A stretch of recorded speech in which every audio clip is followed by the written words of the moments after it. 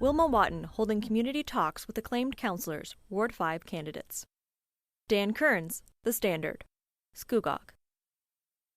Scugog residents will have a chance to meet and hear from acclaimed council members, as well as candidates for the Ward 5 race, at upcoming community talk events. In order to boost community engagement during the municipal election, current regional councillor and acclaimed mayoral candidate Wilma Wotten is holding a series of community talks across the township. This will be just for people to come and talk about their concerns and what's good about Scugog, or what they'd like to see happen in Scugog in the next 4 years. I'm hoping to go to each of the wards a couple of times, and I'm hoping the acclaimed candidates, as well as those running in Ward 5, will join me, Ms. Wotten told The Standard, following her acclamation. One of these events was held on Tuesday, October 4th, at Two Blokes Cider in Seagrave. The next community talk will be held on Thursday, October 6th at Sunnybray Golf Club in Prince Albert. Scugog Island Hall will be the next stop on Wednesday, October 12th. The next day, Thursday, October 13th, the Scout Hall in Port Perry will host one of these events. Candidates will meet at the Nestleton Community Centre on Tuesday, October 18th. All of these community talks start at 7 p.m. Ward 5 candidates include Ivo Fanati, Louis Mohammed, and Terry Coyne. The acclaimed candidates include Ms. Wotten as mayor, Ian McDougall as regional councillor, David Leroy as Ward 1 councillor, Janet Guido as Ward 2 councillor, Robert Rock as Ward 3 councillor, and Harold Wright as Ward 4 councillor. Interim Police Chief Todd Rollauer to retire in March. Dan Kearns, The Standard. Durham. Durham Regional Police Services DRPS Interim Chief Todd Rollauer plans to retire from policing after the local service finds a new chief. In a recent press release, the DRPS announced Chief Rollauer had provided them with his retirement notice, which will be effective on March 31st. The board is very grateful for Chief Rollauer's dedicated service to the Durham Regional Police Service for more than 35 years, read a statement from Police Services Board Chair Bobby Drew. Chief Rollauer has demonstrated exceptional leadership and integrity over the course of his career, especially over the last 2 years as Interim Chief of Police, and we wish him continued happiness and success in the future. Chief Rollauer took over in September of 2020, following the resignation of Chief Paul Martin. He started his career as a cadet in 1987 and went on to serve as the officer in charge of the Nuclear Security Division, Whitby's Divisional Inspector, the Communications 911 Unit Leader, and Deputy Chief. I am so grateful to have fulfilled my dream of being a police officer, Chief Rollauer said in a statement. I have been fortunate to work with incredible individuals who have positively influenced me over my 35-year career. I have always tried to do my best and represent the service with professionalism and integrity. While this decision was not easy, it's the right time for me to focus on life outside of policing. DRPS expects the new chief to be selected early in the new year. In late August, the Police Services Board announced they had contracted Waterhouse Executive Search to help them find a new chief of police.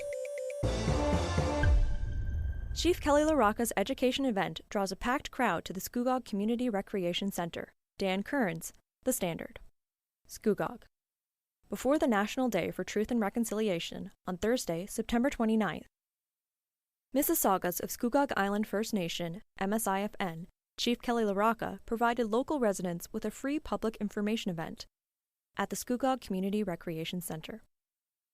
In front of a packed room, Chief Kelly LaRocca spoke about issues such as cultural awareness, residential schools, and the Williams Treaties from a historical and law perspective.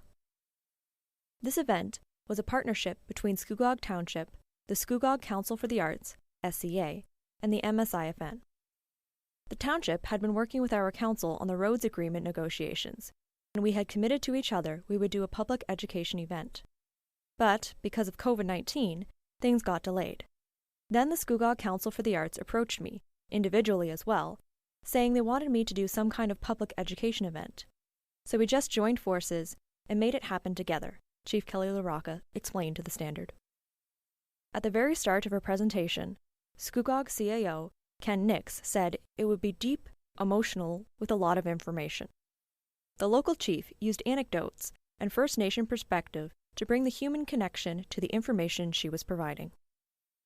We can't explain the context of Indigenous Canada in a soundbite, and I'm very grateful for the people who came out tonight, Chief LaRocca said.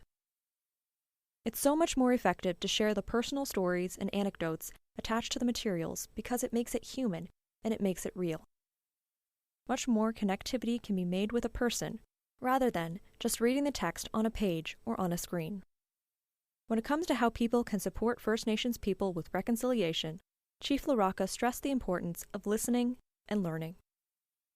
At the end of her presentation, every attendee rose to give her a standing ovation. I was a little surprised by the standing ovation, but that was very lovely, Chief LaRocca said. Mr. Nix said he is hopeful the township can continue this type of dialogue. With the success of this event, Chief LaRocca stated she would be more than happy to do other public education events with the township or SCA or any other organization or group. A Single Moment by Tina Y. Gerber-McCurley. In a single moment, life can change. As you live and enjoy the breaths you take, remember to kiss the ones you love. Snuggle a little tighter, and never take 1 second of your life for granted. Instead of focusing on material things, we should focus on our health, love, purpose, and helping others. Sometimes, we are tested the most in life when we are close to beginning a new chapter. Don't ever give up. Even in your darkest moment, a brighter day will arrive. God sometimes brings us to the point of total despair and frustration, so we will give up trying to live life in our own strength and rely wholly on Him. When I was 45, I lost my sister to suicide. I remember the police driving into my driveway to tell me the news. How could I tell my mother and sister? Elaine was gone.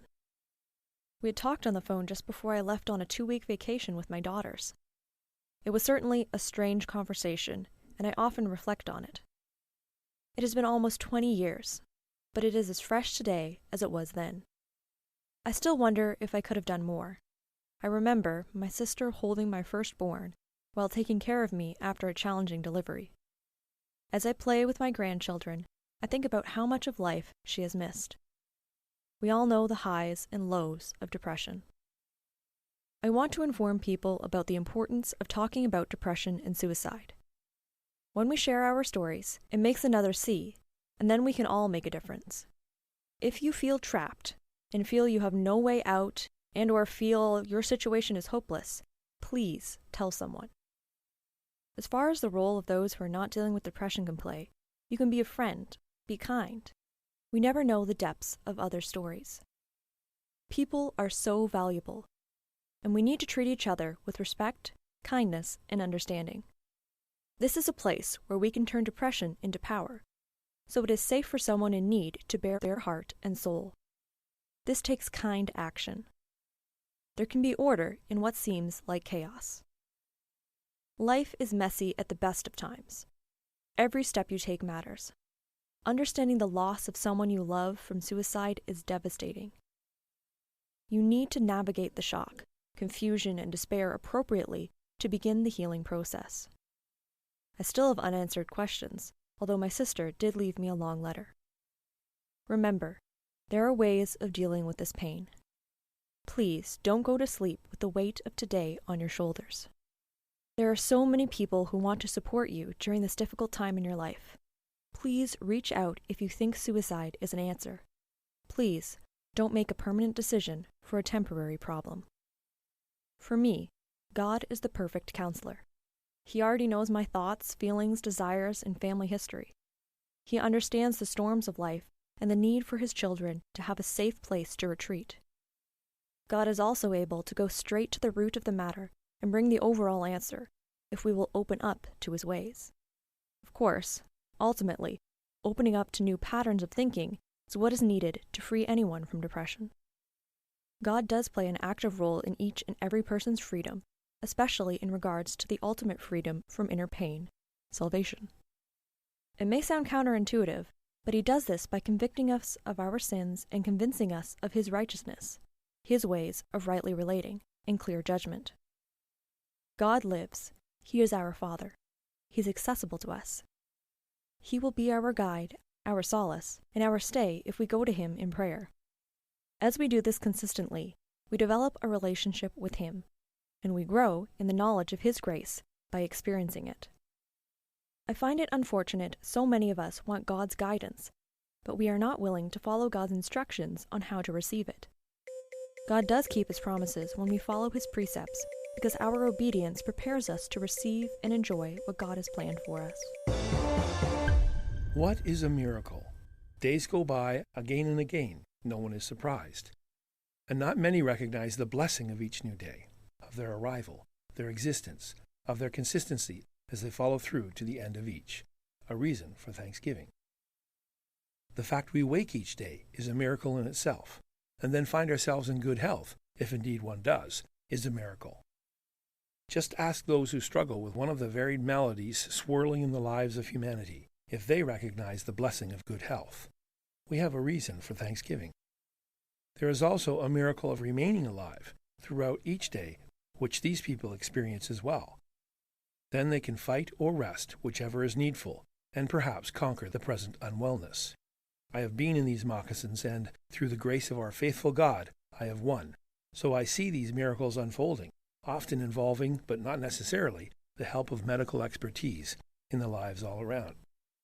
There is a reason for thanksgiving here. Many types of maladies attempt to take down the human condition, including those beyond the physical, in the soul, and in the spirit. There is also the frustration the rest of nature has been subjected to. Yet even while the various dimensions of pollution attempt to distort, malign, confuse, and frustrate the very essence of physical life on earth, I see something else, working through those who will choose to heed God's irrepressible inspiration. It draws them to better solutions for the environment, better treatment and preservation of wildlife, and better treatment and health of their fellow humankind, which, as a spin-off, benefits perspectives on politics and policing.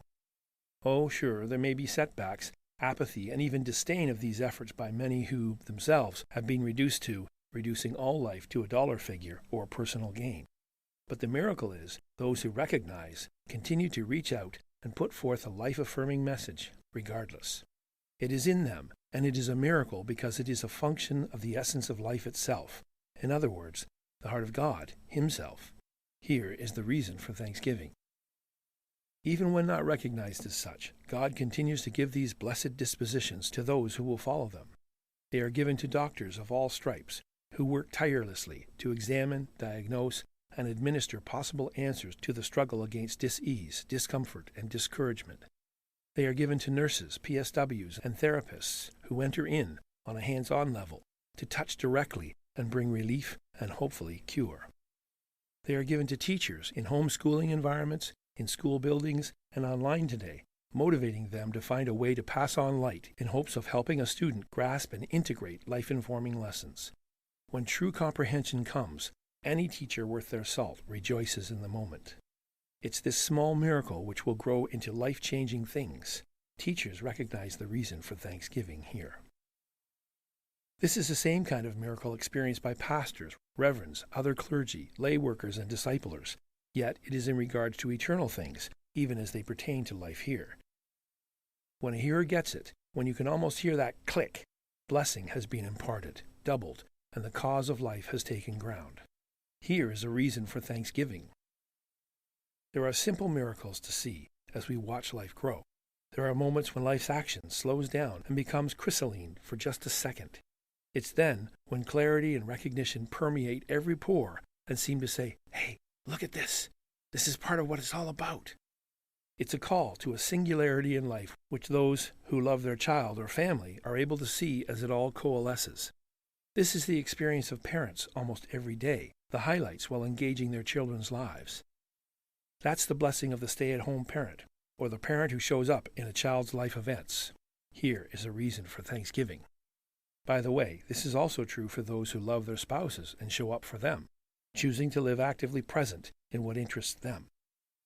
When someone in a conversation chooses to listen rather than talk, there is a miracle of caring for the inner needs of that other. If a relationship has this sense of anniversary gift in their days, not just on the calendar, that is what the miracle of marriage is all about. Every day is an anniversary of something good to be thankful for. I'm thankful for the light people share in the everyday moments of life, These are the blessed dispositions God releases to us to walk in. As servers and cashiers offer assistance with a smile and a patient manner, this courtesy, while it may be good for business, is much more when it comes from a people person. This is time spent genuinely, one of the languages of love, of God. So someone is allowed to be who they are at the pace they live. Here is a reason for thanksgiving.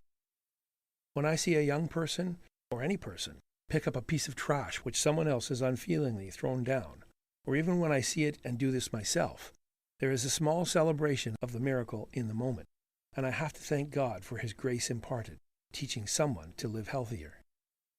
When I see a young man open a door for another person, like a lady or maybe one with children in tow, for a senior, or even for a buddy, this is dignity in play, a small miracle of the affirmation of life in another. These are reasons for thanksgiving. All these things, like the smell of a breath of fresh air after a rainstorm, are charged with the exhilaration of life, shared through small moments in time. These are all reasons for thanksgiving. While all these things I have just shared are not a full description of what a miracle is, they certainly are a list of some we can give thanksgiving for.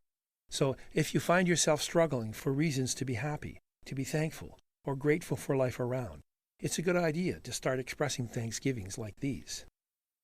The one for which the Thanksgiving celebration was started is God, in order to recognize His provision, protection, and nurture of our lives. However, there is certainly room to be grateful for and express thanksgiving to the ones who co-work with God's life-affirming and blessed dispositions. These people are at least channels of these daily miracles, whether they recognize where it comes from or not. Happy Thanksgiving and happy seasoning. The Standard Podcast was produced by Greenstream Studio for the Standard newspaper.